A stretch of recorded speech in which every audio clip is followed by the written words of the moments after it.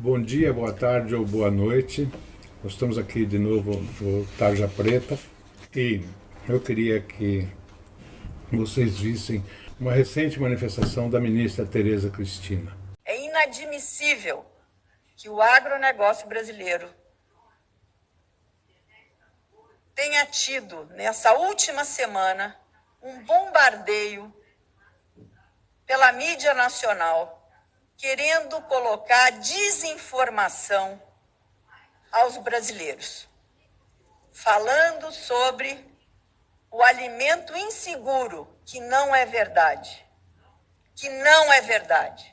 Eu quero aqui dizer a todos os brasileiros e brasileiras, eu sou mãe, sou avó, e quero dizer a vocês que eu tenho convicção de que nós estamos fazendo o melhor para o nosso país. A fila dos registros andar rápido é uma questão de trazer tecnologia e segurança, e não o atraso, como querem colocar a pecha no agronegócio brasileiro.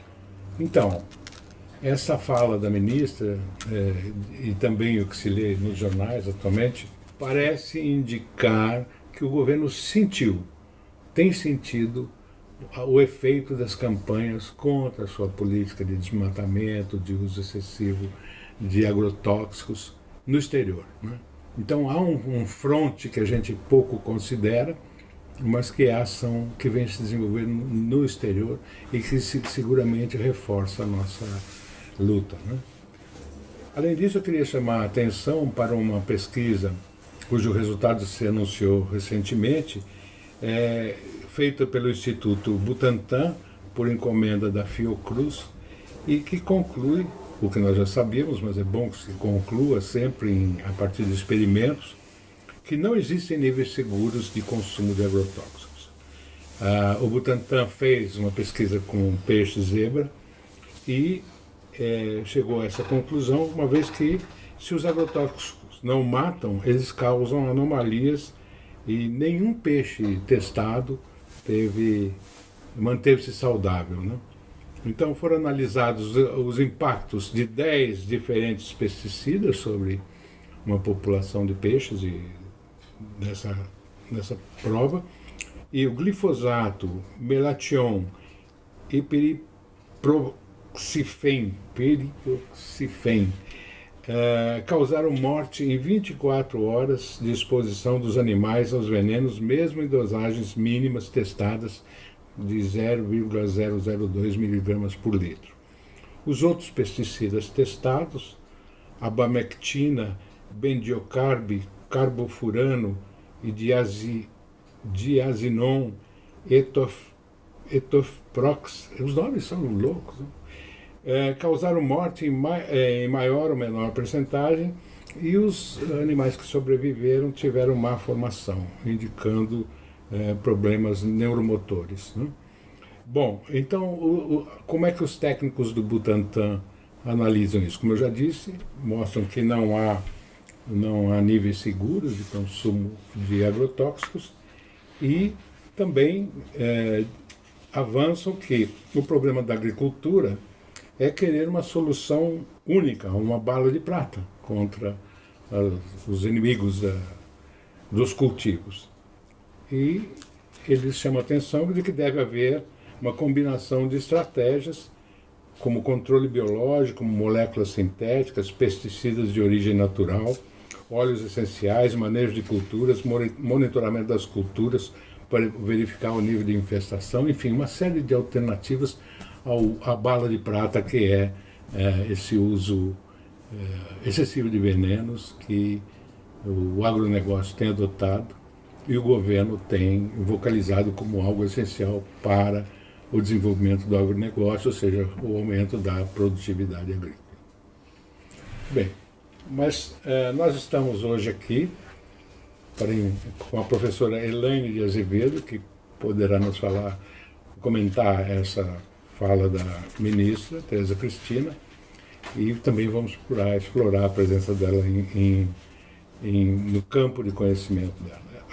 A professora Elaine de Azevedo é doutora em Sociologia Política, na área de sociologia ambiental e sociologia do conhecimento científico, com pesquisa em controvérsias e percepções de análise de risco na ciência. Ela fez pós-doutorado no Departamento de Práticas de Saúde Pública, na Faculdade de Saúde Pública da USP, pesquisando o campo de estudo da agroecologia e da promoção da saúde. Atualmente ela é professora adjunta da Universidade Federal do Espírito Santo, e na graduação e na pós-graduação em Ciências Sociais. É coordenadora de grupos de pesquisa no CNPq, Universidade Federal do Espírito Santo, como diálogos entre sociologia e arte e ambiente e sociedade. As áreas de interesse da professora são sociologia da alimentação, sociologia da saúde, sociologia ambiental, saúde coletiva, promoção da saúde, agricultura familiar e orgânica e agroecologia, riscos ambientais vinculados à produção de alimentos, segurança alimentar e nutricional, consumo sustentável, ativismo alimentar, arte socialmente engajada. A professora tem um livro publicado que eu quero recomendar e sugerir, que chama-se Alimentos Orgânicos, Ampliando Conceitos de Saúde Humana, Ambiental e Social, publicado pelo SENAC Nacional em 2012. Olá, professora, bem-vinda ao Tarja Preta. O seu currículo é bastante conveniente para a nossa conversa aqui, e eu gostaria de ouvi-la inicialmente fazer um balanço do histórico da luta contra os agrotóxicos, já que você observa isso de forma sistemática. Então, eu acho que a gente pode dizer que a gente está numa luta, uma luta constante ainda, nunca baixamos a guarda, né? Na verdade, os agrotóxicos iniciaram, né, assim, o uso deles foi mais flexibilizado a partir da ditadura, né? Foi quando eles começaram a ser usados no Brasil, e desde então esse uso tem sido crescente, né? Em governos variados, né? A gente teve também um aumento significativo durante o governo do PT, né, para que as pessoas questionam um agrotóxico de esquerda ou de direita. Não, o agrotóxico vem sendo utilizado numa premissa mesmo de liberar ou de aproximar o diálogo com essas empresas produtoras de veneno. Então é importante entender que mesmo durante o governo PT, a gente teve um momento considerável, chegou a primeiro consumidor mundial de agrotóxicos, e porém a gente teve ali uma certa regulação com o crescimento concomitante das políticas públicas de agroecologia, de agricultura familiar e de orgânicos, né? E a partir então desse novo governo a gente vê uma liberação como nunca teve, né? Com 290 venenos liberados em menos de 4 meses, né? 6 meses de governo, por aí. Então, a gente pode compreender que a gente teve sempre uma tendência à flexibilização, que indica realmente uma conivência com as perspectivas neoliberais mesmo, porque claramente são empresas que têm interesses de vendas no Brasil, e existe uma troca de favorecimento político para que elas realmente possam atuar sem os limites que são impostos em outros países muitas vezes dos quais elas vêm, né? A Singenta vem da Suíça, a Bayer está na Alemanha, e acreditamos que esse controle nesses locais são feitos de uma maneira muito diferente. Venenos que são proibidos na Europa são enviados para cá, então é importante pensar assim, nessa série de atores que devem ser responsabilizados. Na luta contra, a gente tem sempre uma reação, né? Essa reação se efetivou de maneira muito forte a partir dos primeiros congressos de agricultura alternativa que a gente teve no Brasil, né? Década de 60, de 70, para além dos primeiros formatos de agricultura sustentáveis, né? O Steiner, em 1920, na Alemanha, o Howard, na Índia, também em 1920, 30, o Mokichi Okada no Japão, o pessoal da agricultura biológica na Suíça e na Áustria, ou seja, desde o começo da década houve uma reação já a esse modelo que se impunha como aquele que poderia produzir alimentos para todos. E esses primeiros, vamos dizer assim, precursores, né, Steiner, Howard, Mokichi Okada, Eles falavam das preocupações com a saúde humana. Não havia essa preocupação tão intensa com o meio ambiente, era uma preocupação da qualidade dos alimentos. Então essa fala foi trazida nos primeiros eventos de agricultura alternativa no Brasil. Então havia ali uma necessidade de repensar esse modelo agrícola, sempre uma posição de crítica que nunca deixou de existir, paralelo ao crescimento que sempre também foi crescente. Então a Revolução Verde foi o nosso início, né? Mas a gente sempre teve reações. Eu posso dizer assim, que um marco importante, mais recente, para a gente não ir muito longe, é 2003, quando o CONSEA é reativado também no governo Lula e é colocado com uma grande capacidade de agir, de liberdade, né, de autonomia, colocado sobre as premissas da presidência da República, indicando também o desejo que foi um perfil do PT, né, para poder estar na posição de uma esquerda, vamos dizer assim, ele fez a conivência com outras, com esse processo todo das empresas. Mas ele estava muito consciente também da importância de fortalecer a segurança alimentar e nutricional, que desde então foi um processo bastante interessante para o Brasil. Quer dizer, temos que pensar nisso. É evidente que, né, sendo o governo o que é, e tendo digamos, a Constituinte de 88 apostado num papel mediador do Estado, né, entre interesses contraditórios e conflitantes, é natural que, né,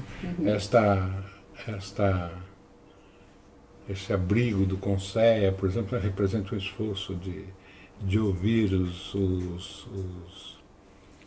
os interesses contrários a esta política do agronegócio também, né, embora não seja esse o foco do CONSEA, mas o fato é que um dia essa coisa se desequilibrou, não é? Quer dizer, um dia muito recente, e nesse governo fica muito claro, né, que todas as mediações entre os conflitos da sociedade deixam de existir e nós temos o exercício bastante cru, né, do poder, e cortando essas vinculações. Então, eu acho que fica lá atrás até uma posição meio contraditória, né, dos governos do PT, né, e chega-se a essa situação de ruptura da tentativa de conciliar, enfim, de buscar campos de entendimento, né. Então, em face a isso, eu te pergunto, Elaine, quando a gente pensa em eficácia do movimento político, né, em prol do controle dos agrotóxicos, o desenvolvimento de uma agricultura sustentável, digamos assim, você acha que a organização partidária foi um veículo eficaz de luta, ou você acredita mais no ativismo atual que se faz fora dos quadros de partidos? Eu te pergunto isso porque você já escreveu muito sobre isso, até já escrevemos juntos, né? Então, eu queria que você falasse um pouco sobre isso. Então, olha, agora eu acho que a gente pode ainda voltar onde eu estava ali, logo depois da questão do CONSEA. Claramente, quando eu enfatizo que o crescimento foi constante, é nessa luta da gente dizer que isso não é um projeto partidário, isso é um projeto de luta pela saúde coletiva, pela saúde ambiental, para todas as pessoas, né? Porque realmente o que está acontecendo nesse momento é vincular ativismos que são uma luta de todo o povo por saúde, qualidade de vida, educação, a um determinado partido. Então, a luta pela qual eu estou engajada, e certamente você, ela é a partidária, é pela vida, pela saúde. Então, em 2003, realmente, nesse governo, houve uma tentativa de conciliar os interesses do agronegócio, do crescimento de PIB, que era necessário, não é possível de um momento para outro mudar o modelo de produção de grãos e conciliar com o modelo de produção de alimentos, porque é isso que acontece. Aqui a gente tem um modelo de produção de grãos, o agronegócio está preocupado com PIB, com exportação, com pecuária, né, a ração, e aqui a gente tem um modelo de produção de alimentos na agricultura familiar, que também se atrelada à agroecologia e à agricultura familiar orgânica. Ali, com o crescimento, então como é que começou? As universidades de nutrição começaram a discutir segurança alimentar e nutricional, porque não discutiam. A própria a Política Nacional de Agroecologia e Agricultura Orgânica surgiu. As políticas de agricultura familiar foram enfatizadas. O PAA, né, Política de Aquisição de Alimentos, se voltou para esse tipo de produção sustentável. A Política Nacional de Alimentação Escolar começou a inserir esses alimentos na alimentação escolar. A Política Nacional de Alimentação e Nutrição também se afinou com a Política Nacional de Segurança Alimentar e Nutricional. As políticas de meio ambiente começou a ter uma ação intersetorial entre meio ambiente, agricultura familiar, agricultura, saúde, o que resultou realmente nos processos de discussão e participação muito rico. E a própria Abrasco, né, que eu diria tardiamente, né, em 2013, ela escreve seu primeiro dossiê dos agrotóxicos, tardiamente porque era um processo que começou na década, né, de 60, uma discussão sobre a agricultura sustentável, mas a saúde foi lentamente se relacionando com isso. Né? Meu livro é de 2003, apesar dessa discussão de 2012, dessa última versão de 2012, e havia realmente muito pouca gente da área da saúde preocupada com o consumidor, com a pessoa que se alimenta, porque também havia um motivo para isso. A gente estava preocupado em desenvolver o processo de produção. Né? Então, nós estávamos muito na produção e não no consumo. Bem, então o que eu quero dizer é que realmente aconteceram várias coisas a nível de Estado e que são importantes da gente enfatizar como políticas que deram um grande impulso. Uhum. Paralelo a isso, né? E é sempre paralelo, a gente teve as ações que a partir da participação, o cidadão. Qual é a ação que a gente fez importante assim, nesse governo? Quando a gente tem educação, quando a gente tem espaços de participação, o cidadão percebe que ele tem uma ação política. Então, claramente a gente conseguiu perceber nessas últimas tentativas de políticas participativas, que foi exatamente, realmente no governo do PT, não podemos negar, a gente viu surgir um cidadão, né? Apesar de que há controvérsias de que realmente a gente conseguiu fazer de todos os indivíduos cidadãos, né? A gente fez deles muitas vezes consumidores, mas houve o aparecimento de um cidadão mais consciente com relação ao, por exemplo, comer como um ato político. Nós somos parte da luta pelo meio ambiente, vamos empoderar, vamos fortalecer indígenas, grupos de quilombolas, grupos de pescadores. Quer dizer, isso é uma ação, eu diria, decorrente da Política Nacional de Segurança Alimentar, sem dúvida, né? Uma ação de que esses atores que produzem comida deveriam ser centralizados e autonomizados, assim, sendo autônomos na relação.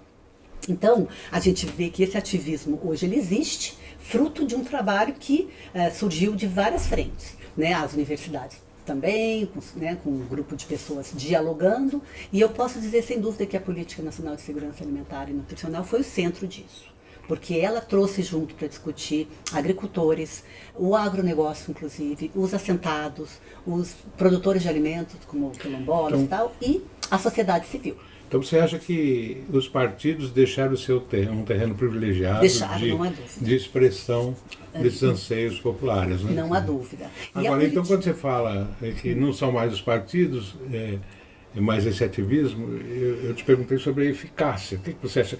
Nós ganhamos em eficácia ou perdemos ao separarmos, digamos assim, o campo da política partidária do campo do ativismo? Então, nós ganhamos. Naquele momento, eu só posso dizer que a gente ganhou, porque o impulso foi claramente... havia um terreno onde se podia falar disso, havia espaço político, havia desejo político de favorecer. Então, não há dúvida que a vontade política é algo que a gente precisa lutar sempre para que ocorra, a vontade política de ter realmente saúde e alimento de qualidade, e educação de qualidade, moradia. Porém, não há dúvida também que as empresas, no caso, deve existir uma atuação também a nível de empresas, no sentido de elas serem reguladas, né? E eu não acredito que isso vai acontecer de uma forma pelo Estado.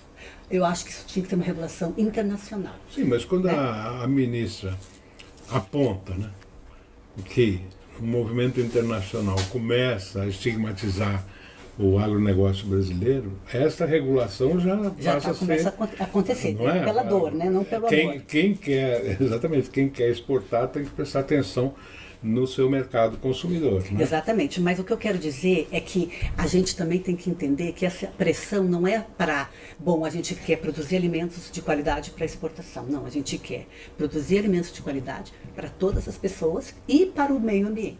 E o planeta é um sol, fora não existe. Esse conceito do fora não existe, do planeta ser único, de não ter limite para a contaminação ambiental, agrotóxicos e todos os tipos de contaminantes da mineração, ele está tornando realmente, está dando um novo sentido de uma democracia ecologicamente direcionada, ou seja, há que ter uma democracia mundial para se pensar em termos de contaminação, porque o veneno que passa por ti, 7 litros de veneno, uma hora chega na Suécia.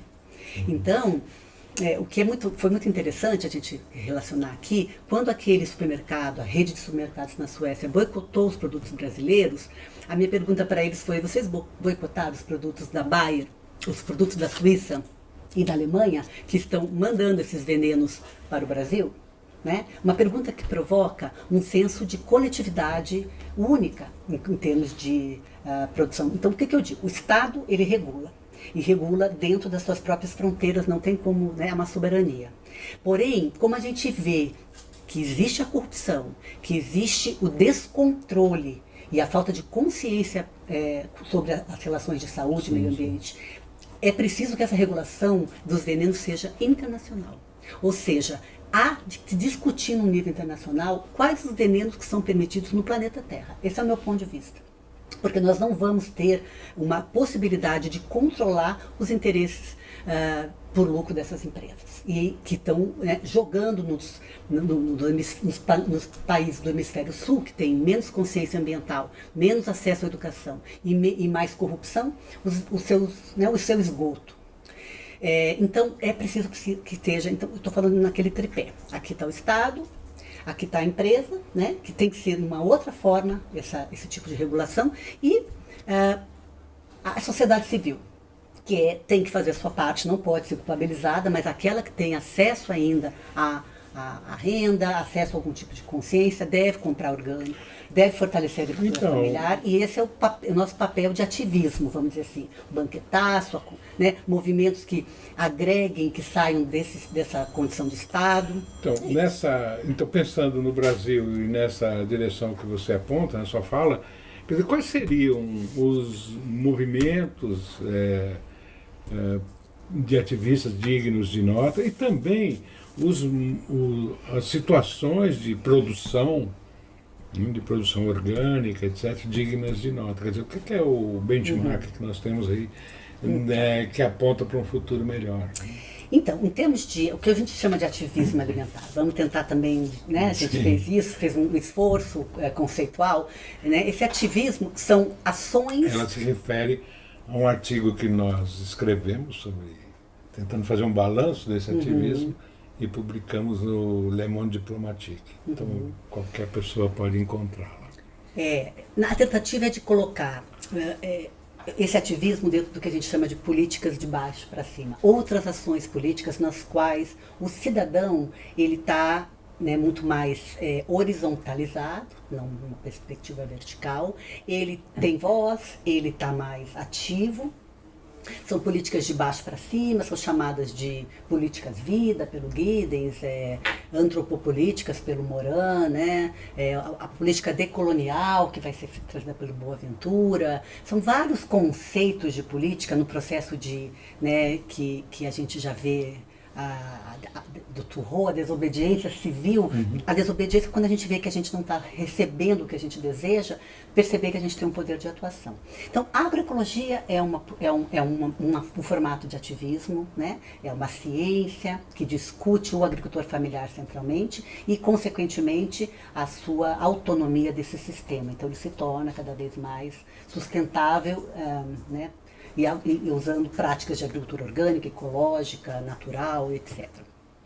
Todos os movimentos de agricultura sustentável podem entrar nisso, porque eles não são só movimentos, eles estão discutindo gênero, eles estão discutindo acesso, eles estão discutindo inclusão nas políticas, né? E estão discutindo certificação participativa, então isso a gente vê que o cidadão está ali. A gente tem o slow food, que é um movimento que começou na Itália, visto de uma maneira muito elitizada, né? Que era comer devagar, resgatar práticas alimentares tradicionais, e se tornou político, né?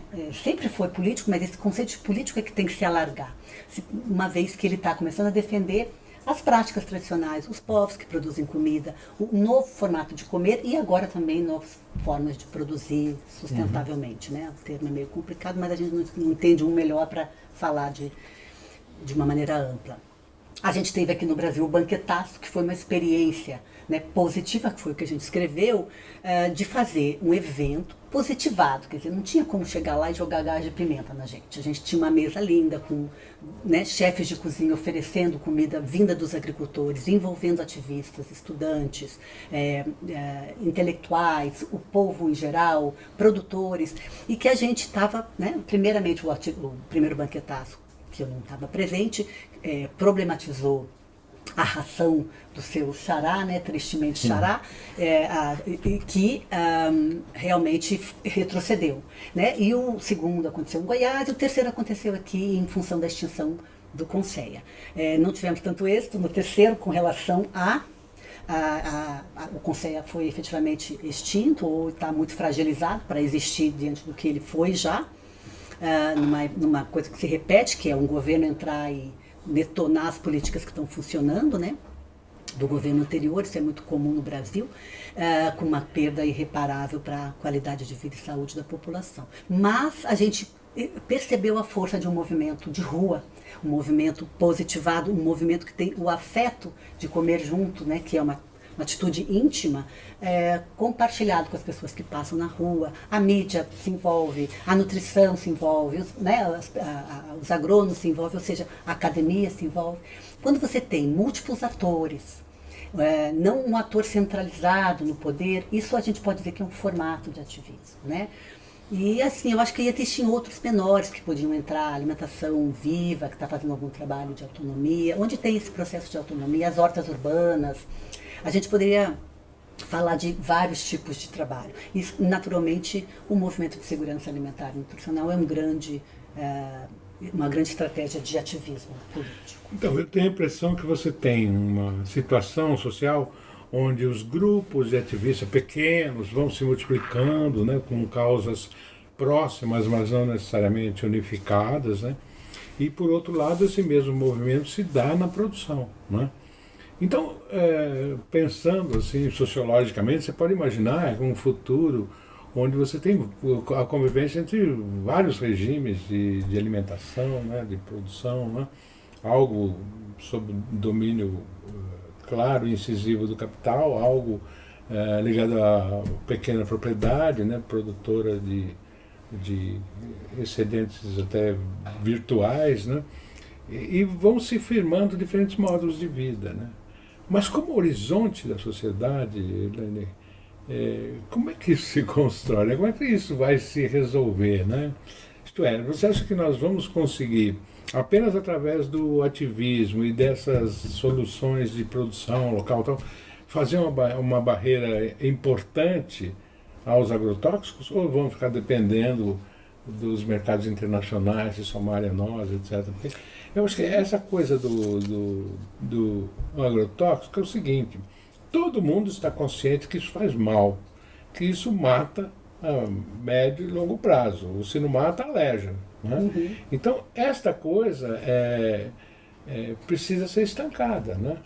Como no passado se fazia campanhas de vacinação contra a febre amarela, contra não sei o quê, né? Quer dizer, são males que assolam a sociedade.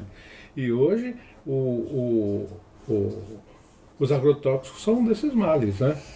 Então, como é que nós vamos fazer para estancar isso? Porque isso não pode ser uma consequência não pensada dessas ações, desse ativismo, né? Uhum. Então, com certeza, nunca teve nenhum direito adquirido sem luta, né?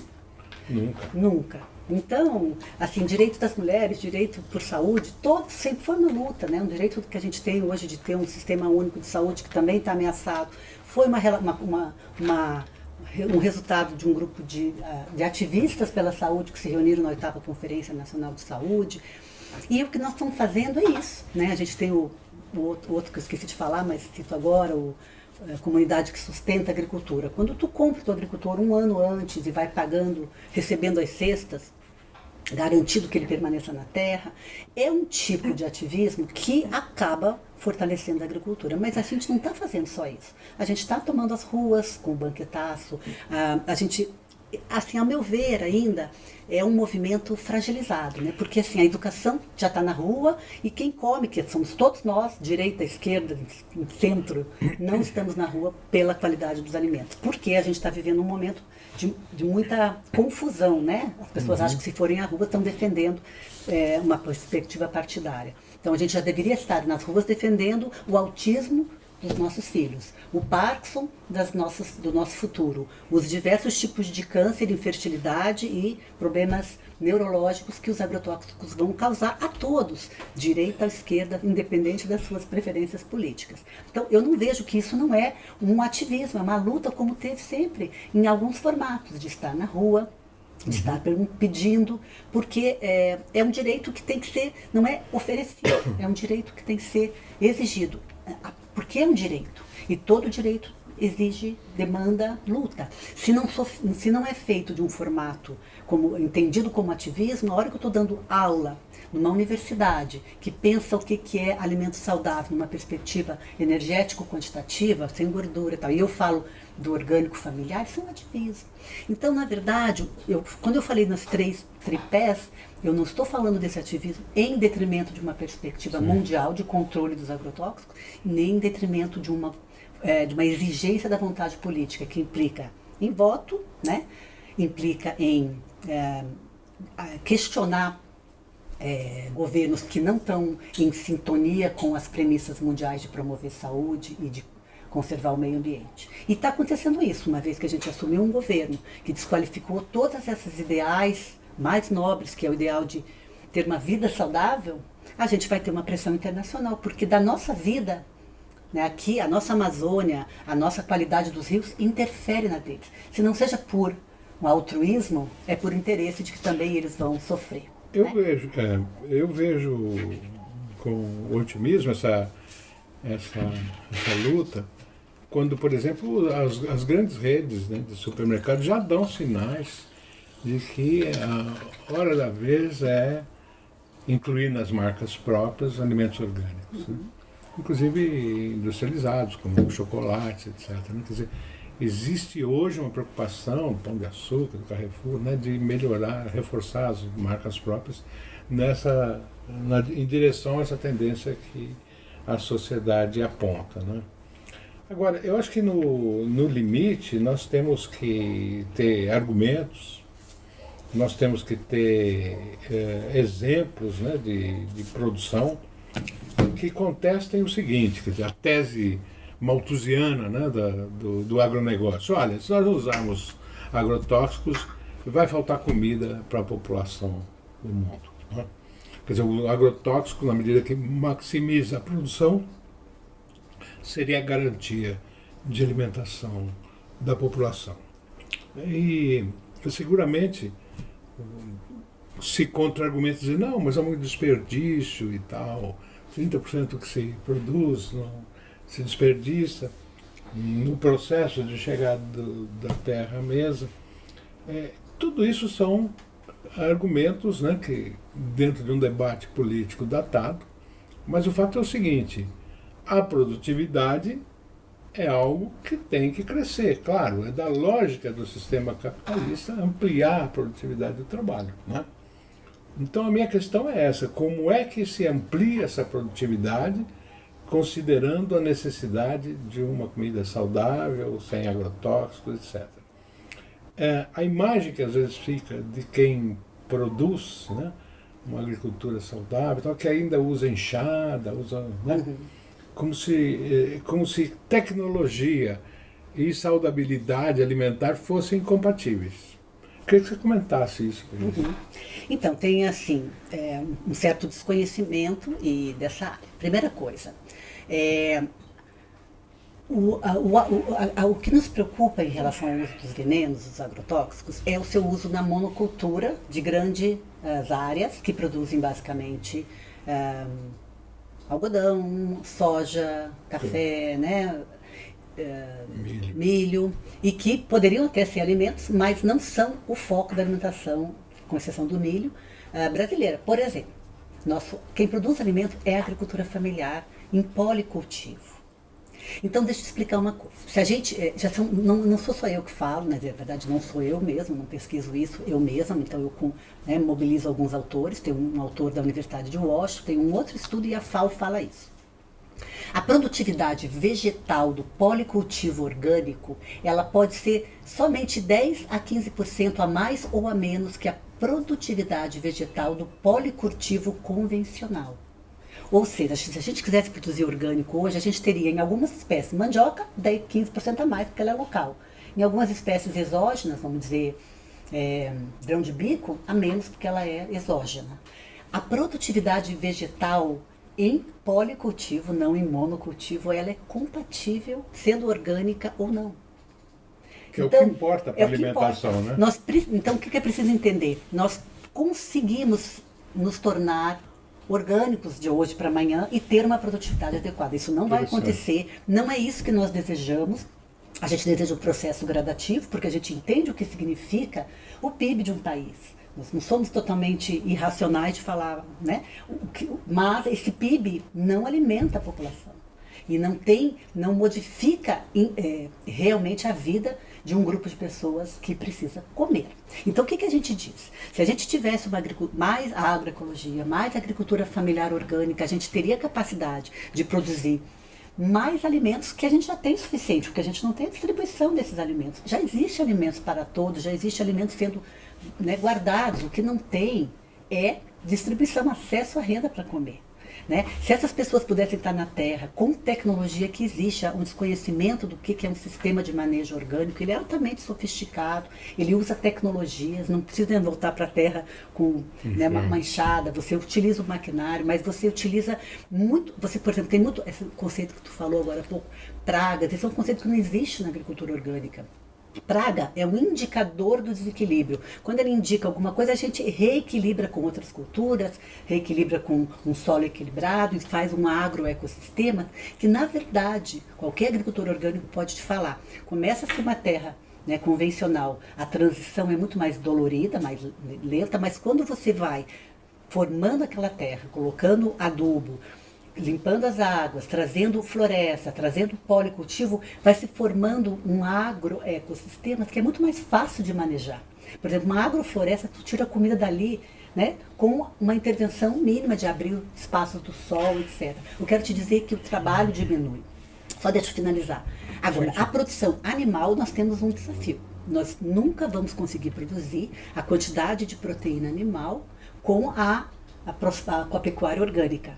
E isso também é altamente desejável, uma vez que os nutricionistas e os médicos já percebem que uma dieta à base de plantas, com pouca quantidade de proteína animal, como comeram muitos povos tradicionais nessa região central do mundo, sob esse clima temperado, etc., com a nossa atividade urbana sedentária, é mais do que suficiente para nos manter saudáveis. Nós não precisamos da dieta hiperproteica que muitas pessoas têm hoje, especialmente os mais afluentes. Ou seja, se a gente diminuir a produção de carne, nós vamos também ir ao encontro de uma dieta baseada em plantas que parece ser a mais adequada para promover saúde. Então, resumindo, é possível sim produzir comida de qualidade para a população se a gente transformar o que a gente tem de terra agriculturável hoje, sem abrir mais, em orgânico. Mas, tá? Então isso aqui já está sendo falado. Sim. Não é mais, não precisamos de alta produtividade nem de agrotóxico para produzir comida. Mas existem algumas questões, né? Quando eu citei aqui esse argumento do agronegócio, né? Alimentar a humanidade, né? Esse horizonte, né? Que a população cresce, né? Em um ritmo maior do que a produtividade, né, a produção agrícola, né, essa tese malthusiana, eu acho que você mostrou elementos de contestação a essa dificuldade. No entanto, eu acho que mesmo na tradição de pensamento crítico, você tem lá atrás, no Marx, por a ideia de uma falha metabólica, né? Quer dizer, o simples fato de existirem cidades faz com que você produza alimento para as pessoas da cidade, e ao fazer isso, essa transferência do campo para a cidade, você cria um esgotamento do solo. Né? É necessário trazer nutrientes para reequilibrar esse solo. Né?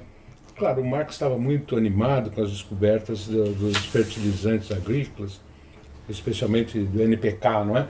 Mas o fato é que é um cálculo, né? Quer dizer, você tira daqui, põe para lá.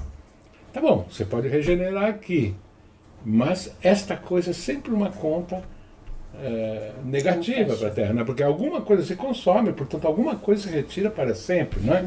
Ainda que você vá buscar nutrientes, minerais em outro lugar, bom, daí você inaugura uma mineração que também é predadora, enfim, né? Todos esses vários problemas, né?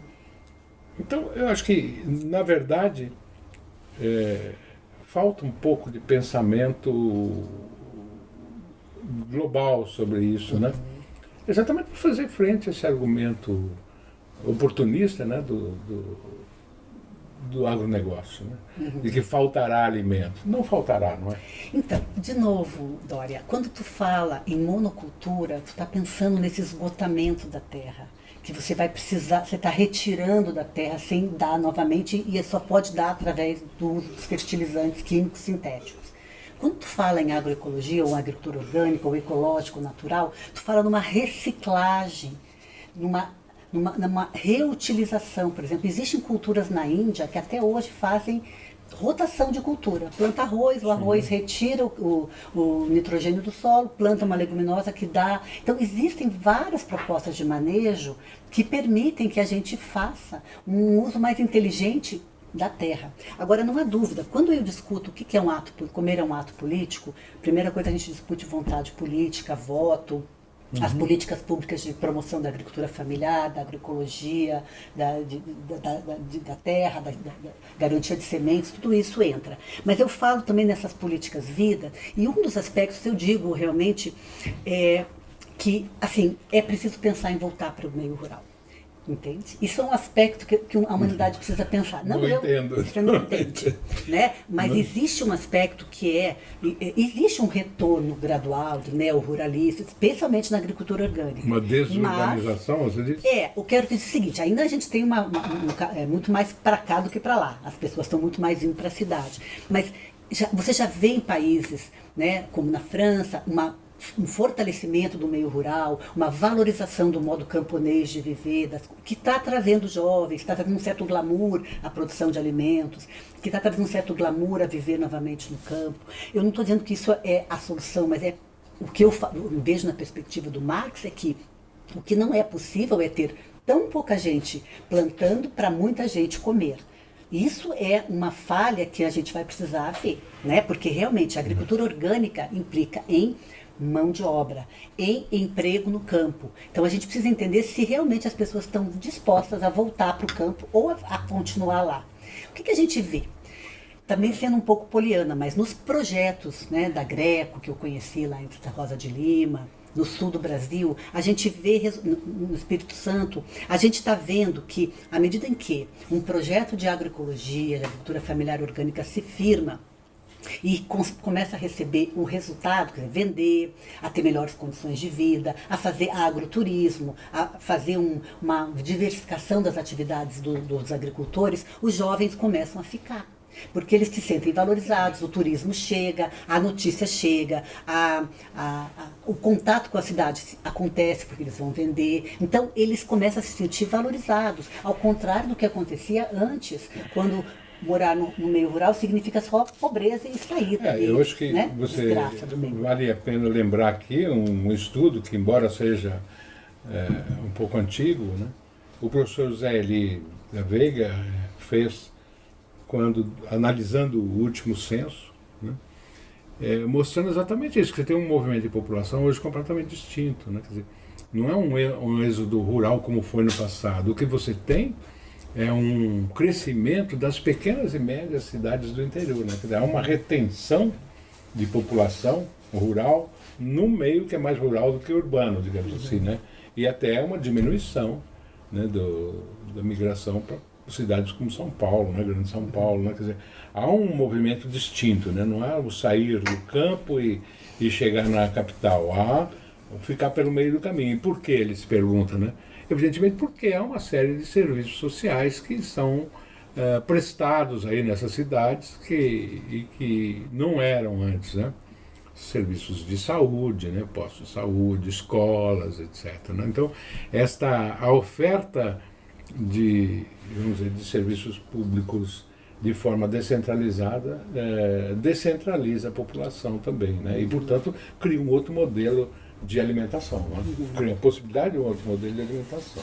Eu não tenho dados disso, né, dados, eu sei que eu conheço esse trabalho do Eli, mas assim, eu quero te dizer que o que está acontecendo hoje, a gente não tem exatamente um quadro, né, para poder entender se isso realmente está acontecendo. Mas voltar a produzir a comida significa voltar a cuidar das águas, né, cuidar do campo, porque quem produz comida cuida ou não do meio ambiente. São os agricultores são os verdadeiros ambientalistas, e diria os médicos, né, que produzem comida de qualidade, ou não. Então, esse pensamento começa a permear, né, e na agricultura orgânica a gente vê muito o movimento do neoruralismo, jovens que migram, mas, né, estatisticamente quanto é relevante eu não sei, mas não vai ser possível produzir comida para todos se não houver uma reconfiguração da relação urbano-rural. Ou então a gente vai ficar na mão dessas monoculturas que estão direcionadas a produzir alimentos caros, inacessíveis, porque lembra bem, Dória, desde o início da Revolução Verde a ideia era aumentar a área, aumentar a produtividade para acabar com a fome. Nós nunca conseguimos acabar com a fome. Nós conseguimos minimizar a fome quando a gente teve políticas de bem-estar social.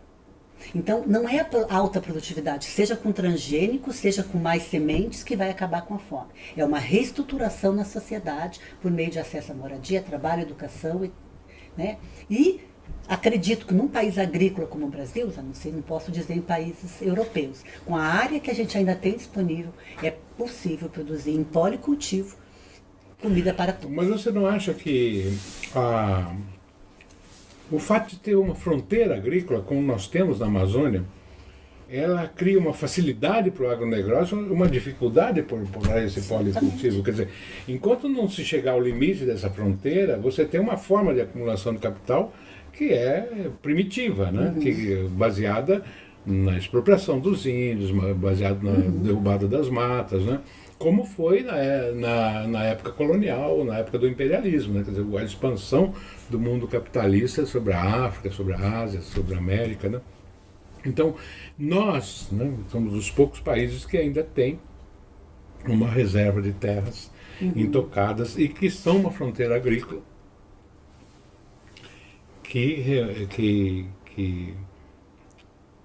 reúne uma série de conflitos, né? Nós temos visto. Mas enquanto essa fronteira não acabar, é difícil impor limites ao agronegócio. Certamente. Né? Mas você também tem que entender que, claro, a mudança de sistema é o desejado, né? Mas a gente não está vendo que ela está se configurando nem no horizonte de médio alcance.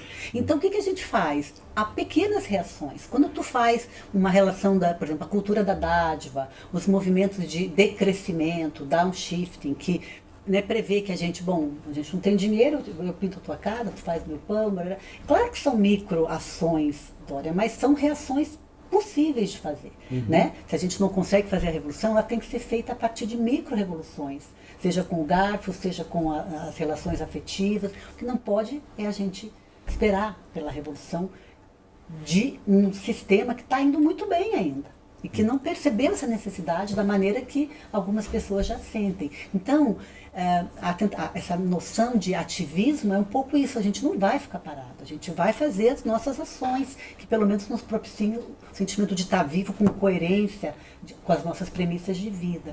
Né? Cuidando do meio ambiente, comendo com qualidade, tendo mais tempo para o lazer, como que a gente trabalha. Então, são ações que estão vinculadas a um movimento maior. Eu tenho um artigo que chama Downshifting, desacelerando, que faz um pequeno um olhar para essas ações. É a cultura da dádiva, é a cultura do decrescimento, na economia da plenitude. Tem sociólogos escrevendo sobre, né, muitos economistas, o small is beautiful, né, o pequeno é melhor, desculpa, o bonito é pequeno, menos é mais. Tem algumas teorias que a gente pode falar, movimentos, free cycling, friganismo, que estão tentando fazer reações. Essas reações precisam ser olhadas pela sociologia como movimentos de ações políticas que estão minando algumas questões, mas lentamente. Agora, a questão diante do grande tsunami, paralisar também não vai, só passa por cima. Então são reações, a gente está nas reações. Agora, eu realmente acredito que por conta das questões ambientais, a mudança climática e a pressão internacional, onde essas discussões são feitas de uma maneira muito mais consciente, a questão da agricultura e dos agrotóxicos vai sofrer, não vai ficar assim, não vai dar para ficar liberando veneno durante 4 anos, se é que a gente vai ter a infelicidade de ter esse governo mais 3 anos e meio, sem nenhum tipo de limite, né? Uhum. Então, vamos ver. Eu queria te fazer uma pergunta, mudando um pouco, quer dizer, o que significa saúde hoje, né? O que é saúde hoje, e de um ponto de vista científico e do ponto de vista das demandas sociais organizadas? Eu chamo atenção para essa questão porque, se nós pensarmos a FAO, por exemplo, né? Nos anos 70, né? Nos anos 80, ela fazia um documento chamado o Estado da Fome no Mundo, né? E a fome estava associada a várias doenças, etc, né? E eu me lembro muito bem que ela apontava a situação de subdesenvolvimento na Índia e na China, e o indicador era o baixo consumo de carne, né, de proteína animal, né? Quer dizer, hoje nós sabemos que isso é um absurdo, mas estava na cabeça da FAO, né? Então eu fico me perguntando o que está na cabeça dos cientistas em relação à saúde, né, e alimentação, que não faz mais sentido, né? É claro que a gente vê um processo social muito forte de dietificação da alimentação, não é? Hoje todo mundo come através de uma dieta, né? Uma dieta da Lua, ou a dieta dos astronautas, ou a dieta Do tipo sanguíneo. Tipo sanguíneo, enfim, e também dietas com motivação estética ou com motivação de saúde mesmo. Enfim, temos esses conceitos, né, de que gordura animal faz mal, ovo faz mal, e enfim, como é que o cidadão pode ter uma visão segura, minimamente segura, do que seja saúde? Ou seja, aquela saúde que ele deve buscar para si, para os seus filhos, etc.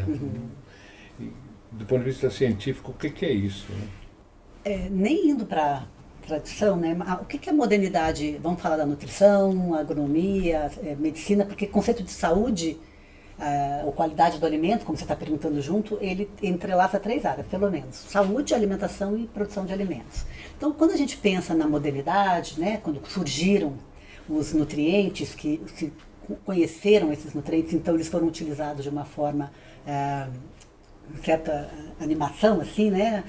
Pela agronomia, que falou, puxa, se os nutrientes estão no solo, estão na planta, estão no corpo, vamos usá-los para enriquecer o solo, nós vamos ter plantas maiores e vamos ter mais alimentos para todos. E isso aconteceu, só que quando você dá muito nutriente, né, as plantas ficam vulneráveis às pragas, porque elas, como se elas estivessem muito atraentes às pragas, comessem demais, e aí elas começaram então a adoecer, e também por conta de uma monocultura que nunca se fazia antes, e a ser utilizados os agrotóxicos. Então foi assim esse processo, mas daí o agrotóxico ia, né, matar as pragas e a gente ia ter comida para todos. Essa é a visão da modernidade. Na nutrição, descobriram então primeiro os macronutrientes: proteína, lipídios e carboidratos. Descobriram que esses 3 produzem caloria, energia, ao contrário de vitaminas e minerais. Então, puxa, esses 3 macro são maiores, melhores, e devem ser enfatizados. E eles produzem energia, ao contrário de vitaminas e minerais, que não foi dado muito ênfase para elas. Só que, ao descobrir a proteína, que quer dizer primordial, primeiro, os próprios cientistas perceberam, deram a ela uma condição de superioridade. Era o que a gente comia em menos quantidade, era o que estava no animal eventual das tribos, né, na caça. Não era o milho, a mandioca, não era o carboidrato. Era aquilo que tinha pouco. Então parecia que tinha um certo brilho a proteína. Então o nome dela já mostra a importância que foi dada na sua descoberta pelo Liebig. E a partir daí, realmente, diz um geógrafo chamado Kennon, todo o sistema agroalimentar se estruturou para produzir proteína. Grãos, para dar para os animais produzirem mais leite primeiro, e depois grãos para produzir mais carne.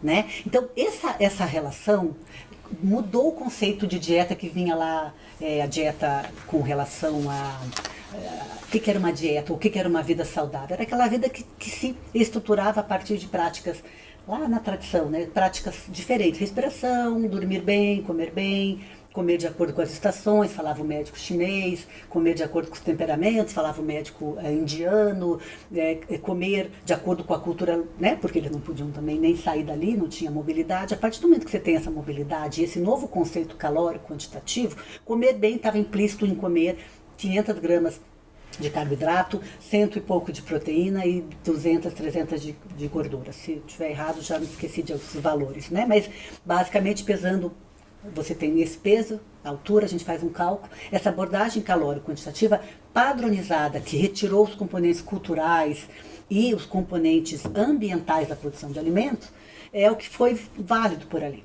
E lembre-se que quem estava no foco era a proteína. Então o sistema agroalimentar estava ali, retirando, por exemplo, desquestionando o leite materno e colocando leite em pó, porque afinal a proteína tinha que ser garantida, não deu certo, as crianças ficaram doentes, imunoglobulina baixou. Continua a produzir.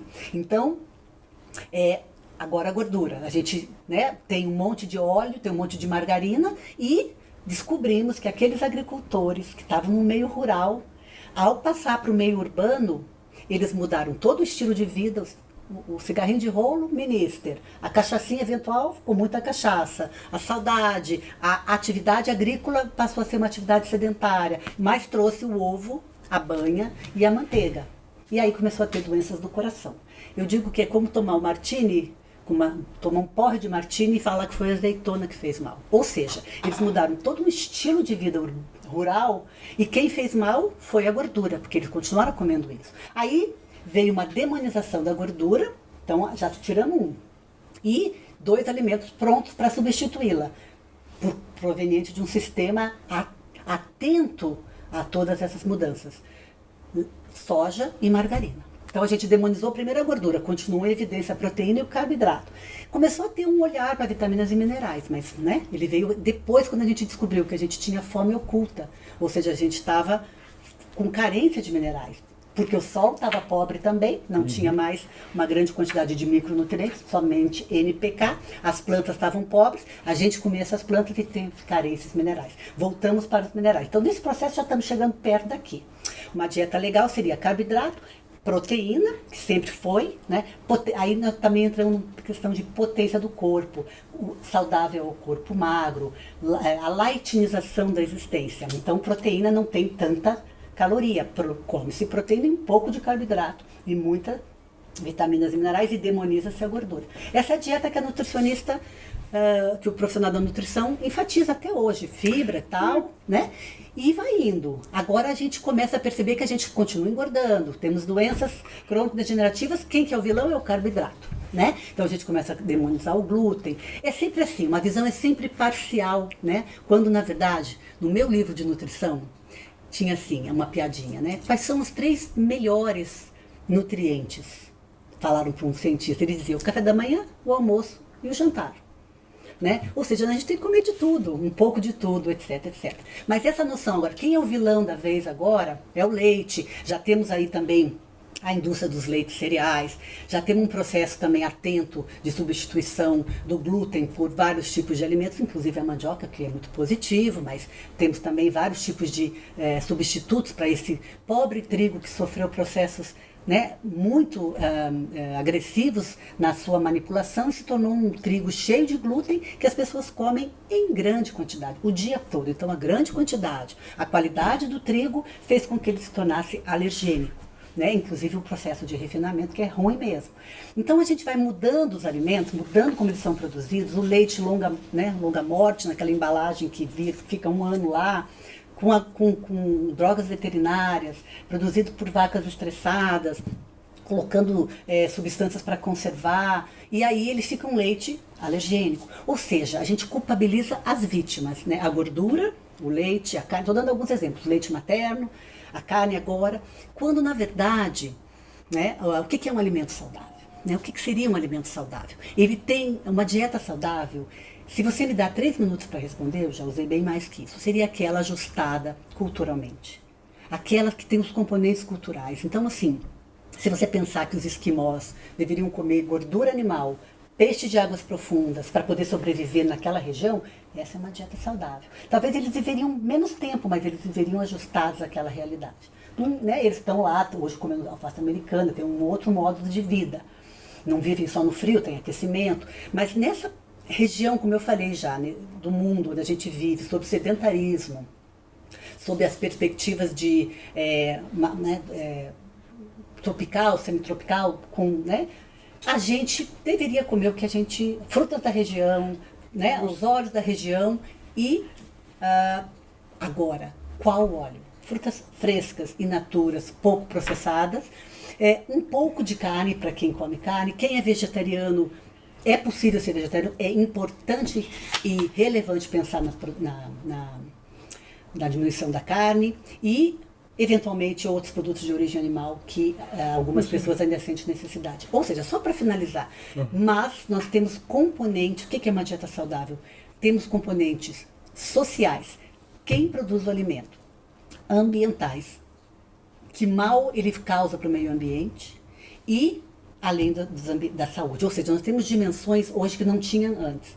É possível uma soja ser saudável se ela abre portos ilícitos, se ela emprega crianças, se ela faz trabalho escravo, se ela detona o meio ambiente, só porque ela tem isoflavona ou isso ou aquilo? Não. Então, só para finalizar, o que é saúde hoje? Ela tem que ser ampliada sob as premissas da saúde coletiva.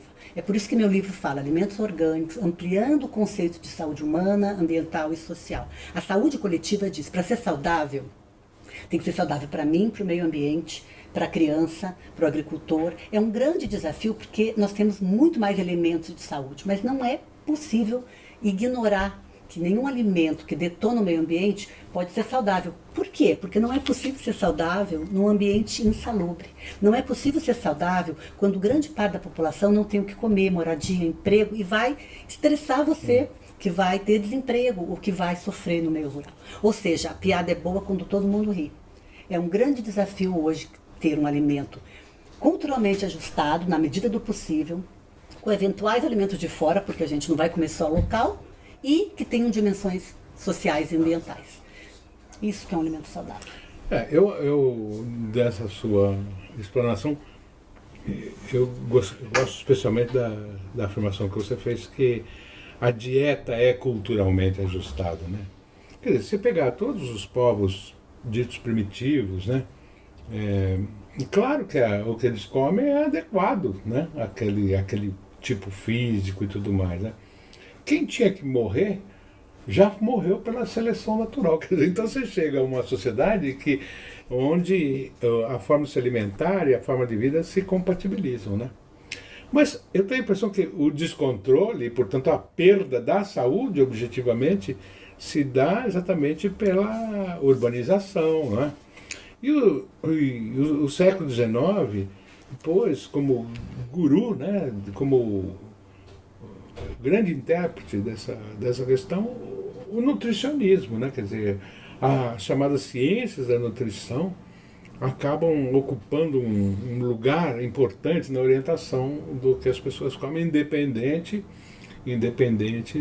da sua determinação cultural, né? Exatamente porque vai tomar o indivíduo do ponto de vista animal, né? Como se fôssemos um único corpo independente da cultura, né? E porque também a nutrição, uma formação em nutrição não tem ciências sociais. é muito frágil a formação do nutricionista em antropologia e sociologia. É por isso que eu gosto especialmente da sua trajetória, que né, formada em nutrição e acaba nas ciências sociais. Porque, na verdade, é difícil mesmo, você mencionou o nutricionismo. O nutricionismo é o que a gente está vivenciando assim, enfaticamente na nutrição hoje, que é uma capacidade de olhar para o nutriente e perder todas as dimensões de afeto, culturais, de gênero. Né? Né, um nutricionista, se chega uma pessoa lésbica e fala, eu não como carne, porque a carne é um elemento masculino, porque eu atuo contra essa perspectiva do sangue, da caça, do patriarcalismo que ela representa. Ela não sabe o que dizer, porque ela não tem condições de elaborar isso no simbolismo de um alimento, né? Sim. E acaba dizendo, não, mas você tem vitamina B, precisa disso, é o nutricionismo, né? Claro que isso há exceções, se amplia, cada vez mais as pessoas estão discutindo isso, mas é uma carência que o curso de nutrição tem e que acaba trazendo essa visão biologicista, quantitativa, nutricionista, assim, do nutricionismo. E as dietas aparecem por quê? Essas dietas tão variadas. Aí nós temos que entender assim, ó. Elas acompanham um modo de vida eminentemente urbano, não sei se tu lembra, mas a gente tinha um telefone na casa, todo mundo usava aquele telefone, a gente tinha um carro, uma televisão, né, e a gente compartilhava. Hoje cada um tem o seu celular, se vacilar ainda falam pelo celular, de um quarto para outro. A gente tem cada um o seu modo, a sua tela, a sua televisão. A questão da individualização aparece também na alimentação. Eu sou tão diferente de você que eu como a dieta do tipo sanguíneo, tu come a dieta Ayurveda e tu faz a alimentação só low carb ou lactose free e tal. Tem várias questões que envolvem esses low carb, lactose free, que não estão tão simples assim, mas também acabei de lançar o Liberem a Dieta lá no Le Monde Diplomatique, se quiserem ler, está lá.